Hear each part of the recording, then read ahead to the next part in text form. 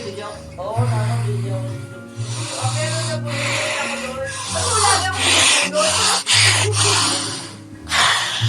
Pero kasi dati tag-50 dirhams lang yung ano natin. Ayan, Joy. Para na Di ba wala. may 500? Ha? Hindi ko tapang ko sa iyo. Oo nga. Yeah, 500 yung kamay. It's what we share that keeps us together. Remitly, every transfer brings you closer. It transforms Or effort into testing ni momentum, Papa. control into clarity, into strength. Ay, so, ano, Not sponsored. Alright guys, so para feeling ko may na-contribute ako yung mag-higpit nitong last na screw. Bearable hours later. Alright, tapos para mas ma-convince yung mga ka-group nyo na may ginawa kayo, pamewang kayo sa entas. Hirap nun guys.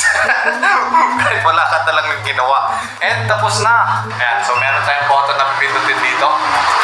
So setting 1.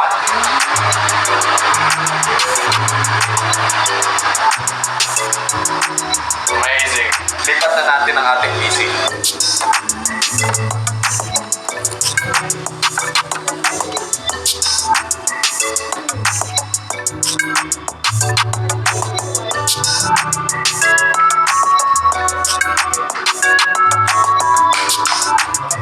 At ayan, tapos na natin ang ating standing desk. So, may dalawa akong problema, madudes. One is yung wire na nakuha ko.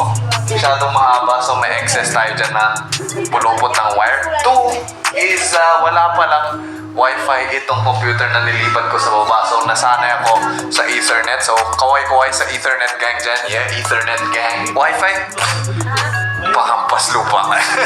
So, may katapat tayong Wi-Fi node dyan sa taas. Yun nga lang, walang Wi-Fi receiver itong PC na to. Mali! Okay, so pakita ko na sa inyo madudes kung paano gumagana itong standing desk. So, dito sa tabi ng standing desk natin, meron tayong button. So, ito.